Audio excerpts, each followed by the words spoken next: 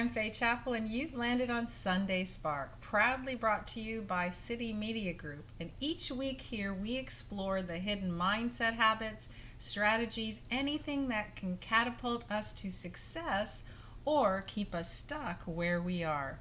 Today's focus is on fear, not the thrilling kind you seek out during a horror movie marathon, but the slow, persuasive type that whispers, "What if you fail? What if people judge you? What if you're not good enough?" Left unchecked, that fear holds more entrepreneurs back than any competitor ever could. But once we call it by name and we see it for what it is, we can pivot from paralysis to power. So settle in, because we're going to break down that fear from three different angles: entrepreneurial, corporate, and personal. And by the end of this episode, you're going to have a clear understanding of how fear operates and a toolkit to stop it in its tracks. So let's spark some courage. Hey there, welcome to the Sunday Spark, where we ditch those Sunday scaries and ignite some serious inspiration before the work week. I'm Faye Chappell, your semi-sassy guide and the founder of the Regeneration Company, and I'm here to help you crush burnout, brainstorm big ideas, and remember that success should actually feel good. So grab your coffee, strap in, and let's spark some insight. So if you're building your own venture or dreaming about launching one, fear can feel like a constant sidekick, right? You might call it imposter syndrome or bury it under endless tasks, but the root is often fear. So let's really examine how it creeps in. Number one is fear of failure. You've poured your life savings and your soul into a product or a service, and one misstep could cost you big, and that terror can freeze you from the start. So let's do a little reality check here. Setbacks are part of the journey, and many successful entrepreneurs faced multiple failures before they hit their stride. Failure often serves as a masterclass in resilience and refinement. Number two is we think about fear of success, right? It sounds counterintuitive, but some of us dread the responsibility and the visibility that come with growth. What if I scale and I can't handle it? Well, here's your reality check. Success does not have to be chaotic. With the right systems, the mentors, and a supportive network, you can expand at a sustainable pace. And number three, analysis paralysis. We all get that. We fear, the fear that can mask itself as research, right? You read every blog, you watch every tutorial, and you never take action. And what do we always talk about? Action changes things. ACT. Put that up on your board in front of you, wherever you can see it. Action changes things.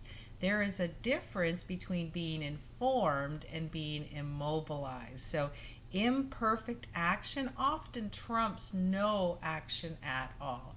So what kind of steps can we take as entrepreneurs? Well, first of all, we can name it. We can write down exactly what you're afraid of. Is it financial ruin? Is it public embarrassment? Or is it a lack of skill? And then we want to create what I like to call a fear ladder. So we want to break it down into your scariest goal. You get your scariest goal and you break it down into tiny little steps, right? Rungs. Conquer step one, conquer step two, and then it becomes less intimidating to get to your goal. And then leverage community. Check in with peers or mentors, right? You can join us at Mastermind City. A fresh perspective can dispel inflated fears. I once delayed launching my online course for literally almost a year because it just wasn't ready. Which was, translation, really I can say it was, I was terrified. So when I finally took the plunge, I realized the fear was bigger in my head than in reality. And that's often the case. How many times have you just done something really quickly and it ends up being the most success? Because you didn't spend any time worrying about it. You just took action. So let's look at the corporate side, because for those navigating the corporate world, fear can seep into team dynamics, leadership styles just as easily. And it can hide. It can hide behind tight smiles in meeting rooms and after hours Slack messages, but let's uncover that fear that might be guiding your office life. So, number one is you might have a fear of speaking up, right? Junior employees might hesitate to suggest innovative ideas, voice concerns, because they worry about backlash. They worry about looking foolish. And the impact of that is potentially game changing suggestions remain buried because people want to play it safe. I know I was guilty of that. I always had so many ideas, but I was afraid to say them out loud. And then there's the fear of accountability, right? A high stakes project can paralyze decision making. So if everyone's afraid of being blamed for failure, then no one takes it, right? No one tries to go ahead and move forward. So progress slows to a crawl as team members really dodge that responsibility rather than take ownership, right? And then there's the fear of disrupting what works, right? If you isn't broke, don't fix it. We've all heard of that before. But some corporations cling to those outdated processes, right? They're fearful of making mistakes if they actually innovate. And company growth stagnates and agile competitors swoop in, right? This works in corporate and as entrepreneurs. So overcoming fear in organizations is a bit of a challenge, but we have some steps that you can follow. Number one is create a fail forward culture, right? So acknowledge that missteps are part of learning. You can host post project retrospectives, right, to digest what went right and what went wrong without scapegoating. Psychological safety, you can encourage employees to question the status quo, right? Brainstorm solutions without the fear of harsh judgments. Just because somebody implemented something 20 years ago, it doesn't mean that it's still working. And then pair newer employees with seasoned mentors who can share stories of their own corporate missteps, right? And how they bounced back. Let's face it, we all have had them. If fear is turning your corporate environment into a risk adverse zone, that remember you need help and you need to learn practical strategies to foster innovation. So sometimes hearing other people's experiences can really change the mindset of an organization. So think about it. If there are groups, organizations, or masterminds, something you can join to make sure that you can bounce ideas of other people, that will help to eliminate that fear. And fear is really a personal obstacle as well, as most of you know. Outside the realms of business, fear can sabotage personal growth, relationships, and overall well-being. That's the one that really bothers me. And it shows up in real subtle ways, right? How many of you have experienced self-sabotage? That workout routine that you never start, the novel you never write, the reunion you avoid because you fear that something might happen, right? So fear can manifest really as an endless excuse to not doing things. So it can emerge from self-doubt, or it can also emerge from perfectionism. But a small, consistent effort can break fear's grips and build confidence. So remember, action changes things. Worrying about the future can also lead to constant fight or flight state, right? And that really undermines your mental and physical health, and it creates chronic stress and chronic anxiety. So that's when we really want to look at mindfulness techniques like meditation and journaling and breath work that can interrupt those fear spirals that ground you in the present. And we've all heard of negative self-talk, phrases like, I'm not worth it, I never do anything right. It might feel permanent, but they're really fear-based illusions. So you can challenge these thought patterns.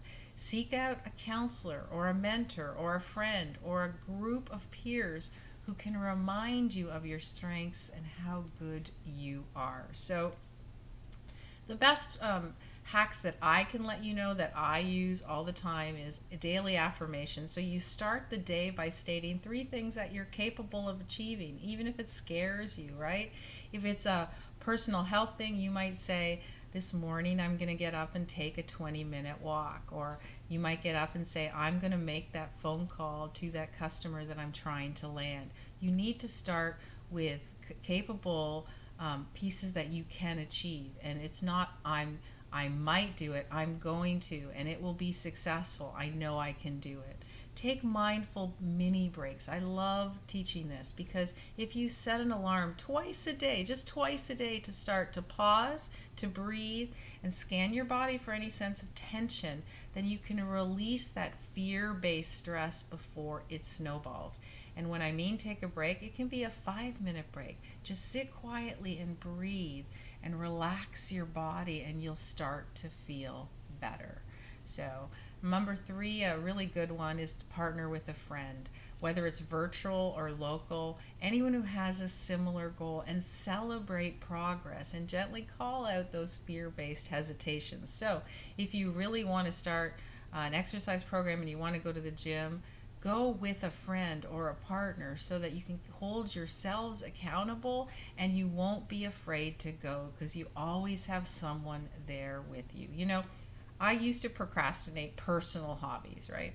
Anything that I loved to do, I didn't do, or I thought I wanted to do, I didn't do because of that fear that I wouldn't be good enough, right? So I'll give you an example. 2 years ago, my naturopath told me that I needed to start using light weights, resistance training, and I was really honestly scared of it because I wasn't sure if I could do it, right? But now I do it because it's freeing to do something, even if it's imperfect. I might not be the best person in class, I might not lift the biggest weights, but I'm comfortable because I've let go of that fear. Fear no longer dictates what I wanted to do, right? So I really imagine applying that same logic to bigger goals, right? You want to start a new business, you want to launch a new program, you want to go for another job. It's the same. You need to take that step. You know, there's a great Japanese proverb that says, fear is only as deep as the mind allows.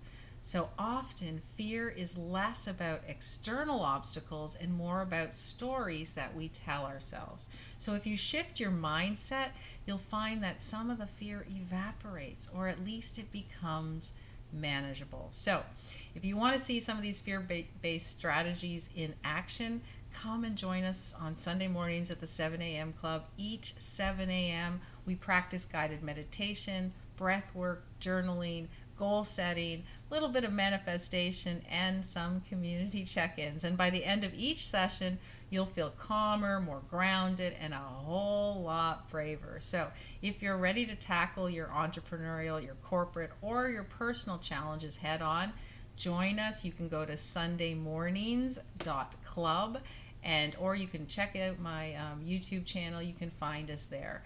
Fear might be invisible, but the influence can be monumental, right? If we let it. So the good news is that awareness is the first step to liberation. So by naming your fears, refuting their claims, and taking small, consistent actions, you can break fear's hold. So whether you're launching a startup, leading a corporate team, or just trying to become the best version of yourself, fear does not stand a chance against courageous, intentional living. So, key takeaways to remember, entrepreneurs: you want to embrace experimentation. It's better to fail forward than freeze in fear. Corporate leaders, I want you to foster a culture where healthy risk-taking is applauded and mistakes are lessons, not career-ending events. And personal growth, keep a watch on negative self-talk and anxiety loops, right?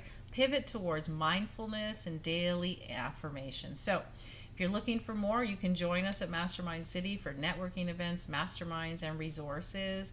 Check out all our upcoming workshops. I can't wait to see you there. Again, I'm Faye Chappell. This has been your Sunday Spark. So let's stand up, face fear, and show it the door. Your next level awaits. Fear's got no seat at this table. So until next time, stay fearless. Well, you've just had your Sunday Spark. How's that for a power-packed start to the week? If you're ready for more tips, laughs, and let's get real moments, be sure to subscribe and share this podcast with all of your friends and your crew. Got questions, insights, or just want to say hey? Well, head over to my website, faychapel.com, or any of the social media feeds, and I will be with you there. Until next time, keep that spark alive, and remember, your best life doesn't just happen, you have to create it.